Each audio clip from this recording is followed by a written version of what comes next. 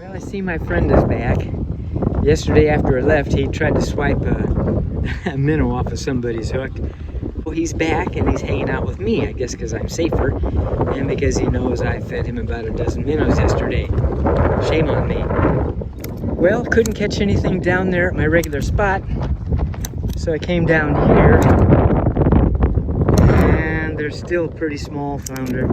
I guess this one's probably about 14 inches. Well, everyone's gone. I'm the last one to leave. And there he is. Same bird that has been allowing me to feed him minnows. Caught only one small flounder today, and time for watermelon and a movie.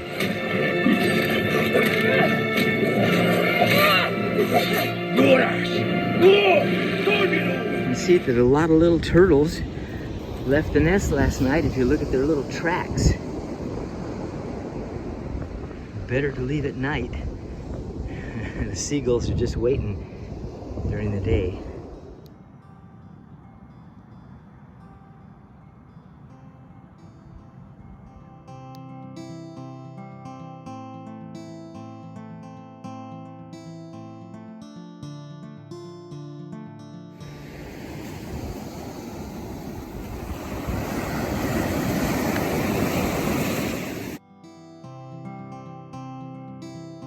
Had a good flounder day. Caught 2 keepers. Caught a huge one, but he got off. Caught another one before that, and he got off. And I'm gonna give these to some friends of mine.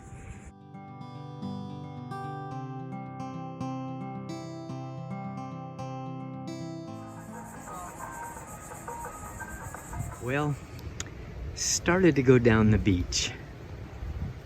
Took a look at the clouds and decided it's coming. And I think I'll just wait this one out a little bit. And the rain is here. Well, so what do you think? It's blowing this way. Am I gonna get wet?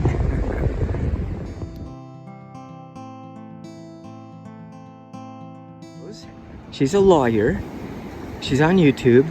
Carolina Lady Lawyer is what she goes by. And she's been on the Turtle Patrol before. She's been coming to Edisto for 8 years. And just really delightful to talk to her. She's a very interesting person. And there she goes.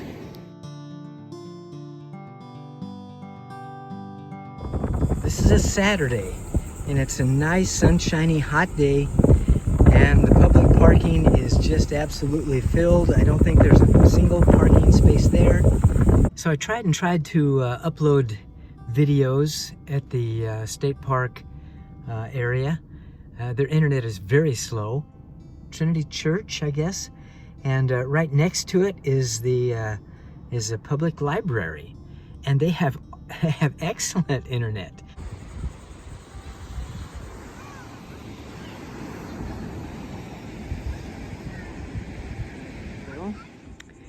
This is the 5th day, I believe, that my bird companion has been hanging out with me. Comes back every time I come out here.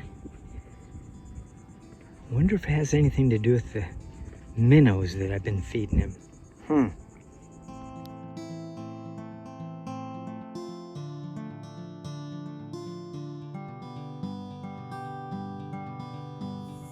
There once was an oyster whose story I tell, who found that some sand had got under his shell.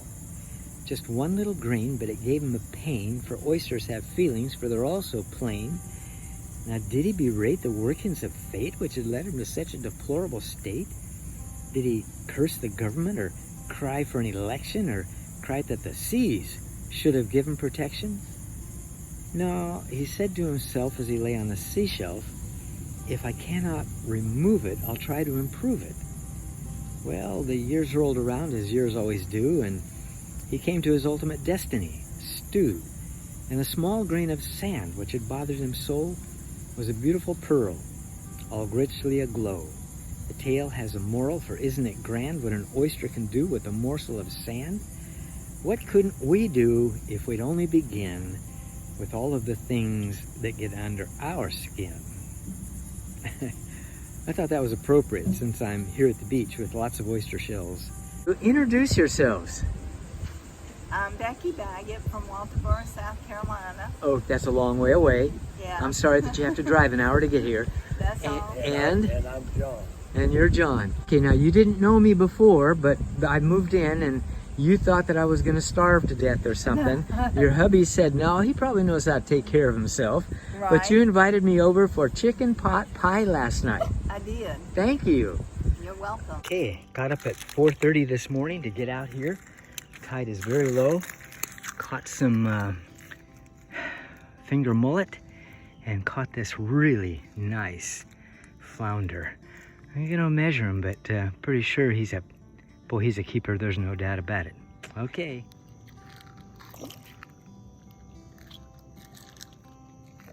Been catching a lot of these spots. Don't want to catch spots. I want to catch flounder.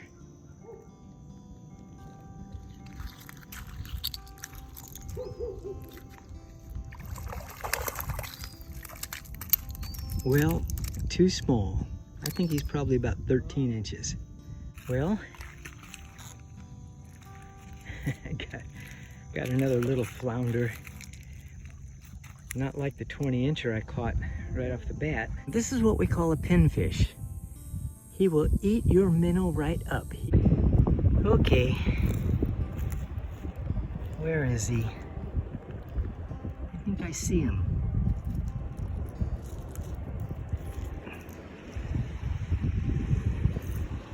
Let's see. Yeah, there he is.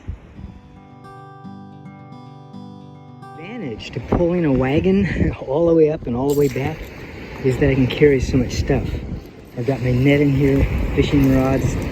I've got stuff in here that'll keep me dry. Well, protect me from the rain. I can haul my minnow bucket and all the other things I need.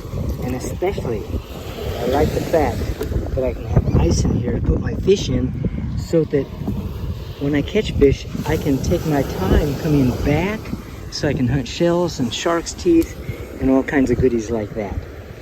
Plus, it is nice to have ice water available. Almost back. I'm guessing he's about a 19-inch flounder. And gonna take this one home. It's a long day and now time for a movie.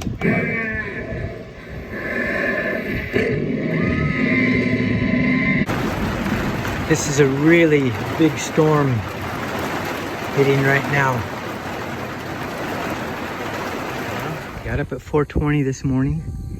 Hiked all the way out here with my wagon to see if I could catch some flounder because the tide is low tide, just right for flounder fishing. Yesterday I did the same thing. Caught a 20-inch flounder with my first cast. I don't think I'm gonna repeat that, but I would like to catch some flounder.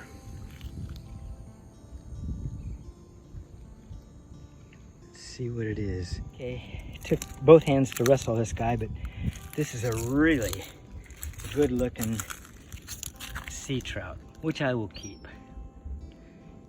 Yes.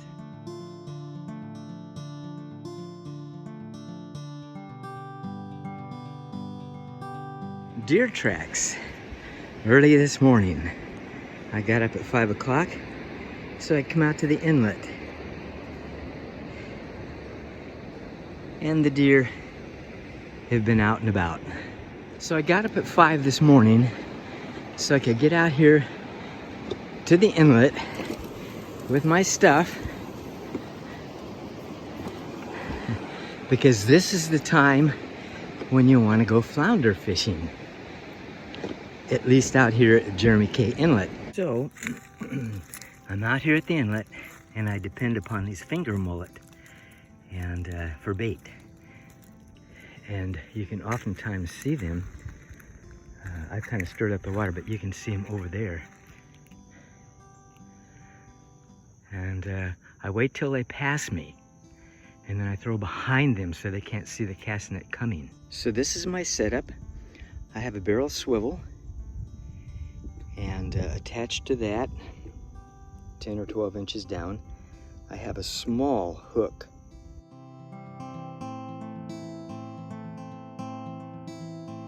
Little pinfish, these guys tear up my bait. That's a whole school of finger mullet.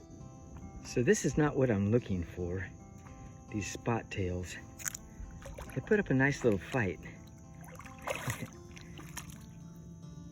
but not what I want. This bird keeps coming back. I can't imagine why.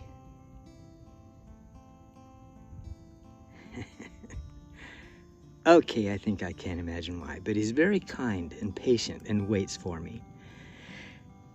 Yeah, I don't know how many minnows I've fed that guy. Yep, same old, same old. What's it, number 4? Okay, so here's my story.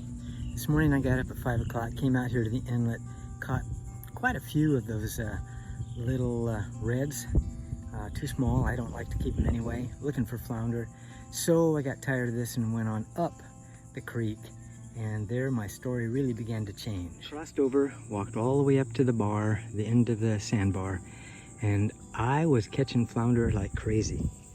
The problem was I couldn't bring him in. Don't know if a hook or what.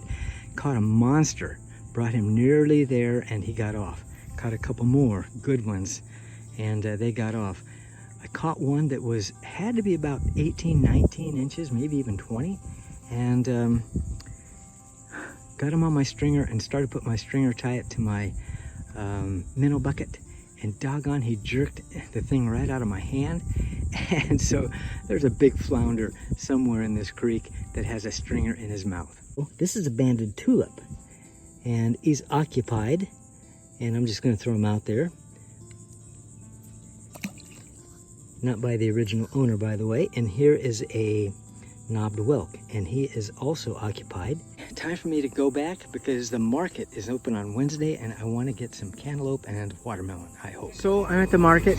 I was over there picking out watermelons and cantaloupe, and I stopped at the homemade ice cream place and got me some really delicious ice cream.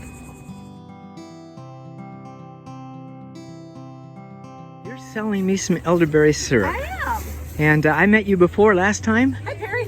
Yeah, hi. Good to see you again. And you're certified or something. Tell me about... We're certified SC.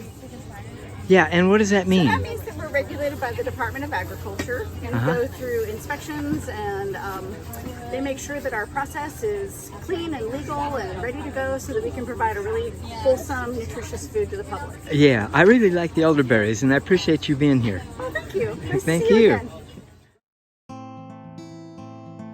I have an all park pass. Gets to be in any park in the in South Carolina, but you also have to pay if you're going to stay in the campground like I do, and I think it's worth it. Got back from the open market down on the end of the island. They're open on Wednesdays, and I got me a watermelon. I've been waiting for that to happen. I just love a watermelon, ice cold, and cantaloupe, and I'll fix these all up and put them in the cooler. And they also threw in a couple of bananas and a peach. I think because I got this and also got some of their homemade ice cream, which was really delicious. And then I stopped by and got some kettle corn, and then, of course, the elderberries. I wish I'd gotten that lady's name. She's probably told me, but I couldn't remember. But I think she's seaislandorganics.com, because I ran out of my elderberry syrup. I didn't bring enough when I came down, and I make my own. And she started off that way too, starting small, and now she's got this certified place where she provides really quality elderberry syrup. Yum. Oh, looking good. Yep, all this has to go in the cooler. Can't wait.